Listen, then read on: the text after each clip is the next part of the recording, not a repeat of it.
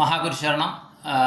എന്നെ കാണുന്ന കേൾക്കുന്ന എല്ലാവർക്കും ശ്രീനിവാസപ്പയുടെ നമസ്കാരം. ഇതിൽ ഒന്ന് നവഗ്രഹങ്ങളുടെ ധാന്യങ്ങൾ പറയുന്നു. ആ ദശാകാലങ്ങളിൽ ആ ധാന്യങ്ങൾ ഉപയോഗിച്ച് കഴിഞ്ഞാൽ, പ്രത്യേകിച്ച് ആ നവഗ്രഹങ്ങളുടെ ദിവസം എന്ന് പറഞ്ഞാൽ ആദിത്യന് ഞായറാഴ്ച, ചന്ദ്രന് തിങ്കളാഴ്ച, കുജന് ചൊവ്വാഴ്ച, ബുധന് ബുധനാഴ്ച, ഗുരുവിന് വ്യാഴാഴ്ച, ശുക്രന് ശനിയാഴ്ച, ശനി രാഹു കേതു ഈ ഗ്രഹങ്ങൾക്ക് ശനിയാഴ്ച.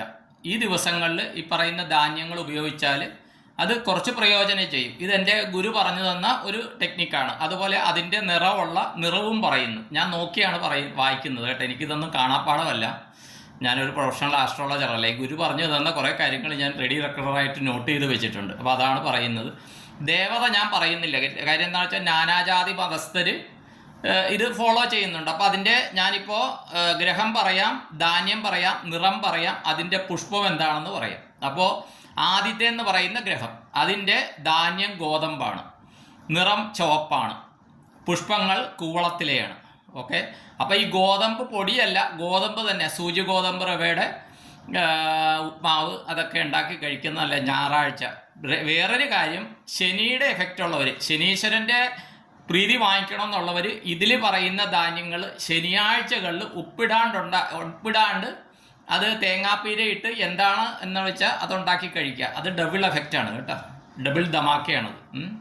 ഇത് വിശ്വാസമുള്ളവർ മാത്രം ചെയ്താൽ മതി. ഇത് പറഞ്ഞത് ശരിയാണല്ലോ എന്ന് വേറെ ജ്യോതിഷന്മാരോട് ചോദിച്ചാൽ അവർ ശരിയാണെന്ന് ഒരിക്കലും പറയില്ല. കാര്യം ഇത് ജ്യോതിഷ വിധി ഉണ്ടോയെന്നൊന്നും എനിക്കറിയില്ല. സത്യം പറയാം, എൻ്റെ ഗുരു പറഞ്ഞു തന്ന കാര്യങ്ങൾ ഞാൻ പരിപാലിച്ച് വന്നതോ അല്ലെങ്കിൽ എനിക്ക് അടുത്ത ആൾക്കാരോട് ഇത് വിശ്വസിക്കുമെന്ന് വിചാരിച്ചവരോട് പറഞ്ഞതായ ടെക്നിക്കുകൾ മാത്രം ഞാൻ പറയുകയാണ് കേട്ടോ. അതുകൊണ്ട് ഇതിന് യാതൊരു ആധികാരികതയുണ്ടെന്ന് ഞാൻ അവകാശപ്പെടുന്നില്ല.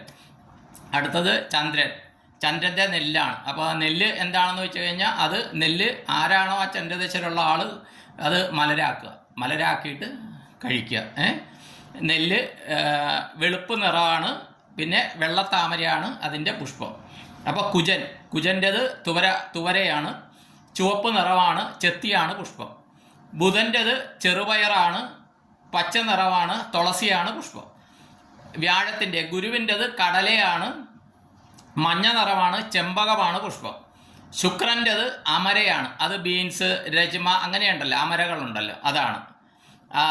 വെള്ള നിറമാണ്, മുല്ലയാണ് പുഷ്പം. ശനിയുടേത് എള്ളാണ് ധാന്യം, കറുപ്പ് നിറമാണ്, കരിങ്കൂവളമാണ് വൃക്ഷം. രാഹുവിൻ്റെത് ഉഴുന്നാണ് ധാന്യം, നീലയാണ് നിറം, നാഗതന്തിപ്പൂവാണ് വൃക്ഷം. വൃക്ഷമല്ല, പുഷ്പം. കേതുവിൻ്റെത് മുതിരയാണ് ധാന്യം, ചുവപ്പാണ് നിറം, ഇരിക്കിൻ പൂവാണ് വൃക്ഷം. ഓക്കെ, ഇത് ക്ലിയർ ആയില്ല. ഇനി അടുത്തതിൽ, കാര്യം ഷോർട്സ് ആയിട്ട് ഇടാമെന്ന് വെച്ചാണ്, അടുത്തതിൽ ഇതെന്ത് ചെയ്യാമെന്നുള്ള വീഡിയോ ഞാനിടാം. ഓക്കെ, എല്ലാവർക്കും നന്ദി, നമസ്കാരം. All the best. എല്ലാവർക്കും നന്മകൾ വരട്ടെ എന്ന് സങ്കല്പം ചെയ്ത് പ്രാർത്ഥിച്ച് കൊണ്ട് നിർത്തുന്നു.